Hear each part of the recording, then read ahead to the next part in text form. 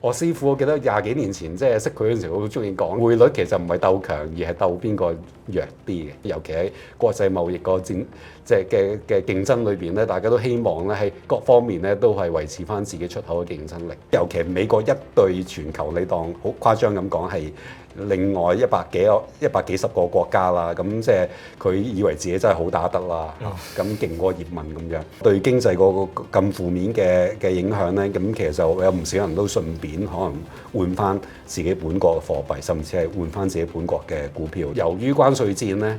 最壞嘅情況已經過咗，所以我覺得其實就美元咧，其實好大機會已經嗰個最差嘅情況，好大機會亦都係接近尾聲。唔好俾一啲末日嘅言論影響咗自己判斷，以為咧即係美金係會出現 free fall 嘅。大家好，歡迎收睇信報財經新聞嘅 YouTube 頻道啊！上一集咧，我哋就講咗美國嘅債務問題點樣影響到全球嘅經濟狀況。今次咧，我哋講下另一樣嘢啦，就係美元嘅走勢啦。睇翻美匯指數咧，近排都持續走弱啦，而亦都有啲人咧擔心咧，美元嘅信用地位咧係會受到動搖㗎。咁而呢一樣嘢點樣影響到全球嘅經濟，以至香港行緊呢個聯匯制度嘅時候咧，會點樣受到影響呢？呢一集咧，我哋會詳細探討㗎。呢一集咧，我哋繼續請嚟咗以立投資管理創辦人兼投資總監林少陽咧，同我哋分析下㗎。林生你好。Hello Eric。係咁啊，講下美匯指數嘅走勢啦，因為近排都幾弱下嘅，咩都另一樣嘢都睇翻個指數嘅走勢方面咧，喺個100嘅位置咧就似乎唔係好企得穩啦，曾經跌到去3年嘅新低啦。咁近排美匯指數嘅走弱咧，都同關稅戰個關聯性有幾大咧？你覺得？關聯性都大嘅，因為其實就有唔少投資者因為擔心美國陷入呢個經濟衰退咧，就係減持咗美股嘅。因為其實美股喺今次呢個調整之前咧，今年年初仲創歷史新高嘅。咁你當MSCI 嗰個World Equity Index 咧，即係全球嗰個股票指數咧，其實美股佔嗰個index 咧，其實已經係今年年初係創咗歷史新高，去到接近70%。咁呢個係歷史上從來未試過嗰個比率咁高嘅。咁所以其實就喺擔憂咧，呢個佢變相嘅其實關稅即係頭先我哋上一集都有提過，就係一個銷售稅。由於佢原先提出個對等關稅嗰個加稅個幅度實在太大，咁令到唔少投資者會係比較擔心，就係個美國會陷入一個重嘅呢個經濟衰退，甚至係全球嘅大蕭條，即係就好似1929年至1934年咧，美股華爾街大跌嗰浪咧係咁誇張。咁由於最終特朗普係都始終都係個務實嘅生意人，佢講嘢不嬲就唔係好有信用，佢都唔係面皮亦都係3尺厚啦，咁所以佢亦都唔介意 back off 嘅嚇，即係佢 back down，咁佢即係收回成命啦。咁你見到4月9號即係1個禮拜之後啊，正式實施嘅時候就將除咗中國以外大部分國家咧嗰個關稅咧就加幅咧減到去10%啦。咁對中國雖然話加咗，但係而家睇嚟好大嘅機會係有得傾。咁喺呢個情況之下咧，會覺得其實美國個股市陷入個嚴重嘅呢個資產負債表或者盈利嘅衰退嘅機會，我諗係比之前係細咗。咁所以其實我覺得其實就雖然咧美匯呢一波係跌得比較急嘅，咁但係我覺得跌得比較急主要都係因為啲人係之前揸得比較重美股啊。咁佢減持完美股之後，佢哋其實好大機會，因為其實考慮到呢個對經濟嗰個咁負面嘅影響咧，咁其實就有唔少人都順便可能換翻自己本國嘅貨幣，甚至係換翻自己本國嘅股票，因為其實會覺得其實相對地美國加稅幅度係比其他國家係大嘅。咁尤其美國一對全球，你當好誇張咁講係另外100幾十個國家啦，咁即係佢以為自己真係好打得啦，咁勁過葉問咁樣。咁但係其實事實上就唔係啦，因為其他國家其實佢哋之間只要咧唔好似美國對待佢咁樣咧，佢哋之間個關稅咧，如果係接近0或者係甚至係咧有自由貿易嘅協定嘅話，其實就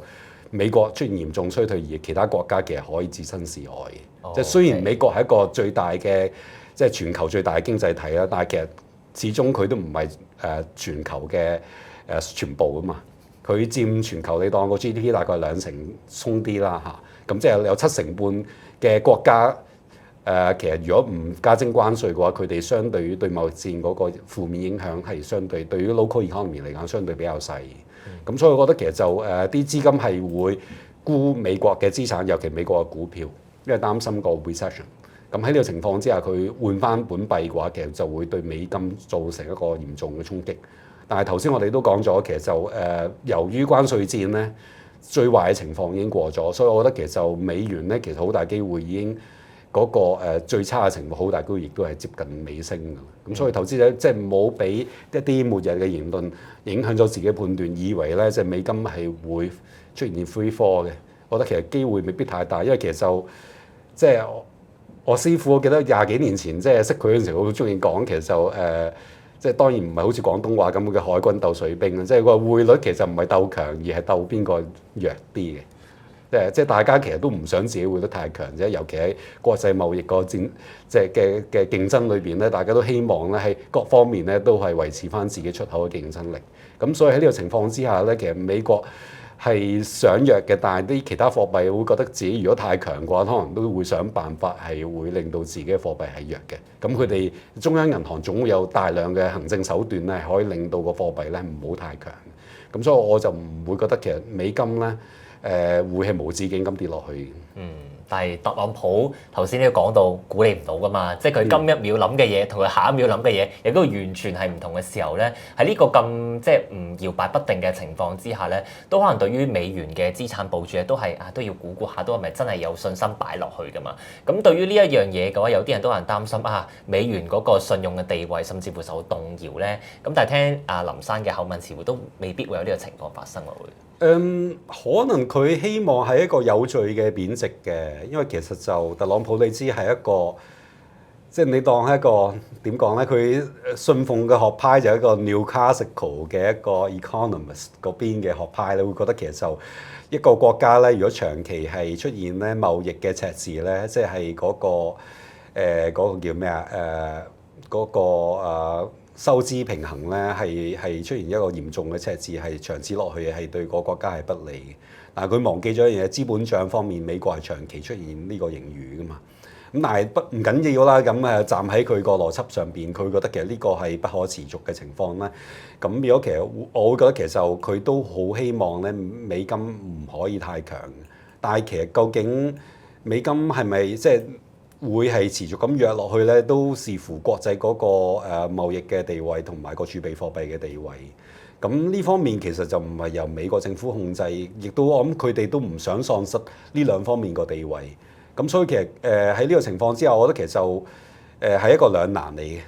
咁喺呢個兩難嘅情況之下，佢哋都作出取捨。咁所以其實就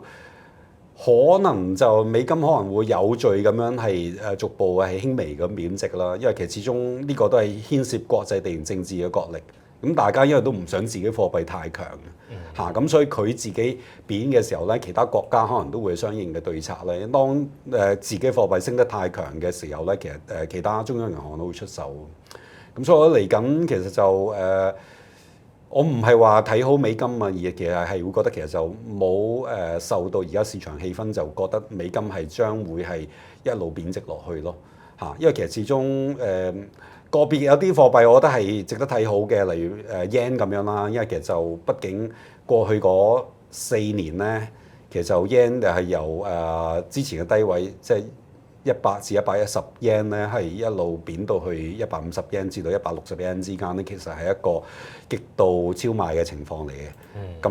冇講啲技術指標啦，你自己身邊嘅朋友你又知㗎啦。咁多人中意去日本咧，你發覺嗰邊嘅物價咧係好超值嘅，即係 given 佢個服務嘅水平同埋啲貨品嗰個質素。咁所以其實就一般嘅小投資者或者消費者都會感受到而家日元咧係極度係被低估嘅。咁喺呢個情況之下，其實我覺得其實就一個即係mean reversal 啦，即係回歸翻個歷史平均數呢個動力都足以令到 yen 咧係有機會喺未來半年至到年半之內咧，可能會係仲有啲上升嘅空間。但係其他貨幣我覺得比較難講嘅。例如舉個例子，歐洲嘅貨幣，歐洲都有自己嘅問題。咁雖然就德國政府就因為咧出咗一個大型嘅一個財政赤字個預算啦，咁所以其實有財政赤字唔代表係個匯率一定會係弱嘅，咁反而投資者係喜歡嘅，因為之前會覺得其實德國政府係財政上太過保守，咁大家覺得其實反而呢啲會刺激到呢啲財政赤字嘅預算，將會刺激到德國經濟，尤其嗰個德國嘅基建同埋再軍事化咧係會推動到國內經濟嗰個 GDP 嘅增長，咁所以令到啲投資者覺得德國個股市咧係有得講得粗俗啲有得炒啦嚇，咁亦都事實上嚟緊可能企業個盈利都係睇好嘅，咁喺呢個情況之下會引發咗資金嘅流入，令到歐羅區最主要嗰個經濟體德國咧係備受睇好，咁呢個情況之下歐羅係有升值嘅潛力嘅，但係其實歐羅區其他國家咧其實都有各自嘅問題。咁其次就係就算英國都最近呢一波都升得多，但係英國本身咧，咁有唔少香港人咯，同英國都有啲聯繫啦，例如有個別可能有啲親友都喺嗰邊住緊，咁其實就你都感受到其實嗰邊其實無論就業或者係成個政府嘅債務嘅情況都唔係比美國係好好多嘅，咁所以其實我覺得其實就個匯率去到升到咁上下，其實都會受到制約。信報迎新優惠嚟啦！而家大家可以用38蚊嘅優惠價試閱信報網上版14日，將最新嘅財經資訊同埋深度分析帶返屋企。呢一個優惠唔好錯過，快啲去留言區 click 入訂閱連結體驗一下啦！之前個恐慌可能就太大啦，咁其實就不必要嘅。因為特朗普喺4月2號嗰個對等關稅個公告裏邊，其實已經講到明嗰個係一個高位嚟嘅個關稅。會喺嗰個位封咗頂嘅，咁雖然就對中國就後尾再加啦，嗰個係嗰個純粹係出於意氣之爭嚟嘅啫。咁其實就我之前都曾經喺其他嘅傳媒都寫過相關嘅評論嘅，即係大家我諗有部分人可能有政治嘅有色眼鏡，就即係例如對於個中央政府可能有啲不滿嘅，可能就會覺得其實特朗普今次關稅就一定贏硬嘅。有啲可能比較支持中國政府嘅就會覺得係特朗普一定輸硬啦。但係其實客觀嚟講咧，事實上佢加到去145%，有個別嘅產品去到245%，其實嗰個稅率係不可持續嘅。咁而中國咧，而家有唔少嘅研究都顯示，有超過80%或7成半啦，7成半至8成嘅國際貿易嘅商品咧，其實都同中國個成個產業鏈係相關嘅，即係成個 supply chain 咧，其實有一個幾大嘅 dominant 嘅比率咧，都係同中國咧嗰個國內個生產線係關聯，咁所以佢要完全同中國係製造業係切割咧，係其實係不切實際嘅。咁就算真係要咁做咧，起碼要 take 10至15年嘅時間咯。我意思話由而家呢一刻開始再 take 多10至15年嘅時間。咁如果計埋咧，2018年到而家就起碼要接近20年嘅時間，15年至20年嘅時間咯。咁所以其實就而家佢關稅加到去呢個 level，基本上咧，無論係 Scott Bessent 又好，或者 Donald Trump 自己都心知肚明。所以其實我喺其他傳媒都講過，佢根本就係二仔底嚟嘅嚇。咁所以佢一定會 back down 咁。我知有啲人好中意美國政府嘅人會一定會唔同意嘅，但係你而家事實證明，事實上佢已經 back down 咗啦嚇。咁最終個關稅收幾多我唔知啦。咁如果佢真係想閹割自己嘅國民嘅，咁而又喺自己國民面前喺度認叻嘅，啲 Mac 可能都俾人都落咗降頭咁咧。即係覺得佢做咩都係啱嘅，咁其實就冇所謂嘅嚇。但係其實我哋明眼人睇到，其實就佢係向自己國民開刀係收呢個消費稅啫嘛。咁只不過美其名就好似打住外國嘅旗號，咁令到大家可能交稅嗰陣時就感覺上更加良好咯嚇。咁但係 anyway 啦，我覺得其實就你係咪話會令到美股係因為咁咧吸引力會大升？就唔係，因為佢嘅關稅係志在必收㗎啦。因為頭先講就其實佢嗰個拜登政府任內嗰個政府嗰個每年嘅赤字嘅幅度係實在升得太急啦，而家去到接近 GDP 7%，的確係唔可能係每年都係咁樣冧裝冧上去。咁我唔知係咪真係3% 係一個分水嶺啦。咁如果要減到落去4-5%，其實佢都要花好大嘅氣力嘅。咁所以其實就我覺得其實就美股由2020年去到2024年咧，嗰個美好嘅時光有部分係透支緊未來嘅，就係透過政府咧係不切實際地 temporarily 係個經濟刺激嘅措施，尤其喺2022年之後咧，其實基本上不必要個經濟已經過熱嘅情況之下，但拜登政府都仲係大額咁增加政府嘅開支咧，係去刺激個經濟。嗰個係一個個 GDP 係已經遠超佢個長期嘅 trend line。咁所以我覺得嚟緊係做 mean reversion 咯，未必話關乎關稅戰邊個打贏邊個打輸，或者係咪美股係因為咁就有好好嘅吸引力。我覺得其實主要就係 mean reversal 令到美國要縮減個政府開支同埋增加個關稅咧，呢兩方面都會制約咗嚟緊2年咧美股嗰個 EPS 個 earnings 個 momentum。咁我覺得個 momentum 都係向下修正，而且向下修正嘅幅度個潛力都仲係好大。所以就算呢個關稅戰呢個口水戰咧完咗之後咧，都唔代表咧就美股就一定係可以重新睇好，再創新高。由於呢屆嘅政府你睇到個政策方向都好明確，第一就係縮減政府開支，第二係增加嗰個銷售嘅稅率。咁當然佢話傾緊話想減呢個嗰個收入息稅啦。即係包括就係企業個收入個稅率，同埋可能個人個入息稅。咁呢度作為個 offset， 但係大家都知道其實而家嗰個赤字個預算咧，去到接近70%已經去到頂。咁嚟緊係 mean reversal 可能要減翻落去，慢慢減到3至4%之間嘅話，其實佢減稅嘅空間其實唔係咁大。咁嗰度都會 offset 咗咧關稅嗰個額外收入同埋呢個政府效率部門嗰個新增個即係慳翻嚟嗰個成本。咁由於都你見到其實嗰個減產嘅成本都係效益非常之細啦。咁樣其實佢最終喺減嗰個入息稅方面咧，個效率都未必係太高，即係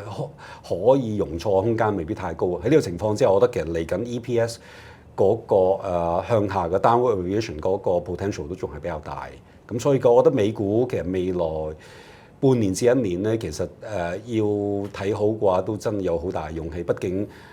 before 呢個調整浪之前，其實咧佢嗰個估值都仲係歷史新高位附近。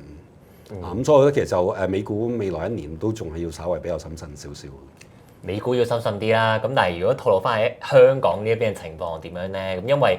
我哋嘅官員啦，即係呢邊嘅官員咧，都有發表啲啲嘅網誌啦、一啲嘅文章啦，都提到個情況喎。咁佢哋講到就話咧，美國加徵呢個關稅咧，咁當然就有啲唔係咁好嘅地方啦。咁甚至講到個 terms 就叫東升西降喎，都用到呢個字啊。咁啊喺林生嘅即係觀察嚟講啦，今次呢個關稅戰咧，會唔會真係引發到呢個所謂嘅東升西降，係香港呢邊甚至乎亞洲嘅呢邊嘅股市會做翻好啲，而美國股市會差啲嘅情況會唔會明顯啲咧？會呢個就我舊年年底即係喺信報月刊都有提過，我會覺得其實港股係今年可能全球其中一個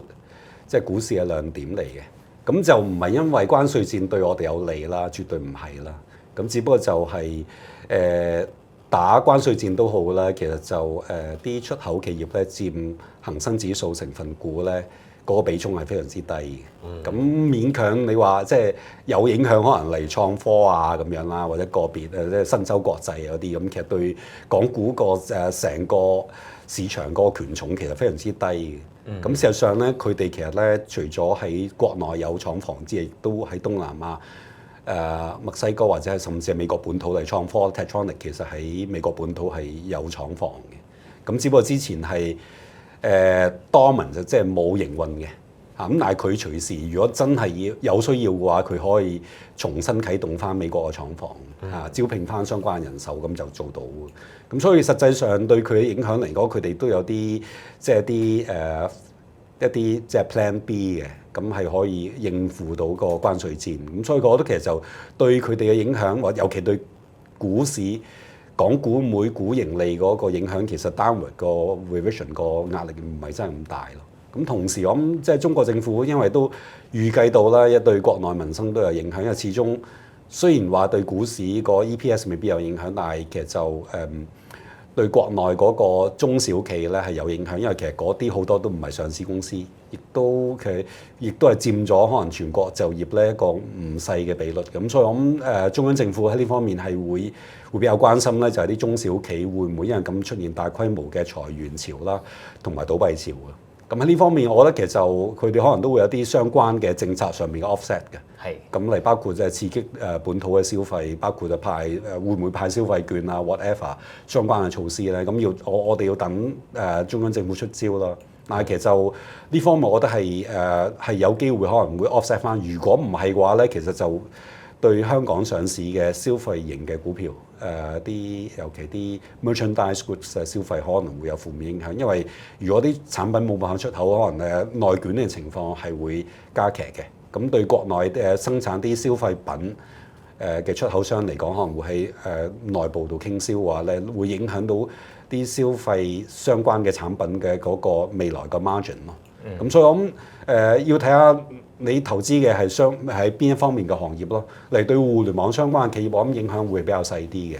咁啲電商可能會影響會大啲啦。互聯網我知係類似一啲online games 啊，或者一啲社交媒體收廣告嗰啲，可能影響會係相對比較細咯。咁 e-commerce 接近實體經濟方面有啲 merchandise goods 相關嗰啲產品，可能個 margin 方面都有啲 marginal impact 嘅。但係點解我覺得都仲係睇好港股未來一年嗰個表現咧？其實 year to date 已經跑贏啦，例如去到我哋錄影為止，恒生指數都升咗接近1成嘅嚇。咁就算經歷過即係關稅戰一個重大嘅 correction 之後，最近反彈翻上嚟之後，其實都仲係今 year to date 都仲係正數嚟嘅。咁主要其實就係因為過去嗰4-5年咧，其實之前嗰4-5年咧個valuation compression 係打咗一個好強嘅底部。係嚇。咁其實主要就係 mean reversal， 即係均值嘅回歸。咁其實美股都一樣咯，我哋唔會因為咁即係美股今年調整就話覺得美國綜合實力嘅就已經遠遠落後於中國，亦都調翻轉頭嚟講，今年港股表現都好啦，亦都唔代表我哋已經係好強大，係已經超越咗中國咯，唔係超越咗美國。咁只不過就係因為之前個基數太低，我覺得其實喺呢個咁低基數嘅情況之下，港股而家都仲係有唔錯整體嘅投資嘅價值嚟。港元咧，其實就大家都感受到啦，近年咧遊客係越嚟越稀少嘅。咁有部分就係因為人民幣貶值啦，人民幣因為其實佢對一籃子嘅貨幣接近咧，你可以話係個 dirty float 啦，即係有序嘅一啲即係有效嘅即係 PBOC 嘅管理嘅情況之下咧，都係其實對一籃子貨幣嚟講接近維持穩定嘅。但係由於過去嗰3年咧，其實就美元都係好強，咁所以喺呢個情況之下咧，人民幣對美元都係貶值，而港元又同美元掛鈎咧，變咗就係人民幣對港元貶值。咁香港主要嘅遊客嘅來源咧，就係國內嘅消費者啦。咁樣其實呢個對港元嘅嗰個購買力咧，由於太過高啊，咁點講咧？就即係估值太高啦。咁樣其實啲遊客係冇乜興趣嚟香港消費。就算嚟香港消費，你見到都係啲比較即係低端啲嘅消費嚟嘅。嚇，啲茶餐廳啊，即係你搭呢個呢個渡海小輪，可能就逼滿人。但係就要佢坐直升機啊，可能就比較少咯嚇。咁一啲高級嘅消費場所，啲大型嘅呢個商場啊，例如海港城或者時代廣場方面，呢2年嗰個零售嘅市道都唔係太好，啲高級嘅食肆亦都係表現麻麻地。咁所以其實就美元有序嘅貶值係對香港經濟有 marginally 有改善嘅。咁頭先上一集我哋都有提過，就美國可能都會有減息嘅空間啦。咁喺呢個情況之下，都對香港嘅樓市都有若干嘅幫助。因為由於而家香港即係呢幾年加完息之後咧，嗰個工資亦都未見有大額嘅上升嘅呢個空間啦。變咗其實呢個情況之下咧，其實加咗息之後咧，對好多人供樓嘅負擔都係比較困難嘅。咁變咗如果美國真係有進一步減息嘅空間嘅話，其實對香港樓市都有若干嘅支撐嘅作用。咁所以對經濟，我覺得 marginally 係稍為睇好少少嘅。咁但係就始終就業情況都唔係太樂觀咧。畢竟其實就美金而家都未正式真係大規模咁樣貶值啦。變咗其實就香港嗰個出口競爭力，我諗相對地都仲係比較弱。所謂出口主要都係旅遊業啦。咁變咗其實嚟緊爭取到大額嘅一啲呢個旅客嘅回流咧，我諗係都特區政府方面可能都仲要花啲心思，點樣吸引啲消費者嚟香港消費。林生嘅角度咧，係會覺得係呢個關稅戰啦，可能對於港元嘅打擊似乎唔係咁大，反而係另一啲因素可能影響到港元會比較大啲，係咪咧？會係咁尤其人民幣方面咧，例如頭先講到啦，其實就由於關稅戰主要針對嘅對象就係中國政府啦。咁中國政府都會當初起初都會覺得希望人民幣着量係對美元係稍為貶一貶值咧，去 offset 翻咧嗰個關稅對佢哋出口個價格嗰個影響。咁如果其實呢方面咧，其實對香港咧，例如就算美元匯率係稍為弱咗咧，人民幣可能會比美元可能再弱少少，咁所以都會 offset 咗咧香港呢個旅遊業嗰個對旅遊嗰個刺激嘅作用。咁你話可能日本嘅遊客或者係韓國嘅遊客或者其他東南亞嘅遊客可能會有 marginal 嘅幫助，但係呢個幫助究竟有幾大，咁就要等時間去證明。呢個關稅戰咧引發咗大型嘅拆倉啦，咁變咗就其實因為呢個係一個幾 crowded 嘅一個 trade 嚟嘅，投資嘅銀行咧可能係會要求要 call margin 部分嘅一啲對沖基金，甚至因為咁俾人打炮廠，成間公司係可能要執笠。美國咧 S&P 500個 VIX 啦個 index 啦一個波幅指數，公布咗個對等關稅之後咧，其實係第2個禮拜咧，其實已經見咗頂。政府嘅呢個高層啦，其實都已經講咗，特朗普咧公布個對等關稅嘅公布嗰刻已經係高位嚟嘅，日元都未爆煲。咁日本嘅經濟狀況遠遠係差過美國政府嘅，美國嘅債務咧係會因為最近嗰個即係關稅嘅問題而令到大家係會對佢完全失去信心，呢個我係抱持一個懷疑嘅態度嘅。美國債市應該好大機會咧，嗰個風險胃納咧會逐步會係重拾翻嘅，咁所以其實就可能呢一次嘅殺倉反而係有啲投資者如果真係睇淡未來幾年嘅美國經濟嘅情況咧，可能係一個好嘅買入點嚟嘅，都未定。信報迎新優惠嚟啦！而家大家可以用38蚊嘅優惠價試閱信報網上版14日，將最新嘅財經資訊同埋深度分析帶返屋企。呢一個優惠唔好錯過，快啲去留言區 click 入訂閱連結體驗一下啦！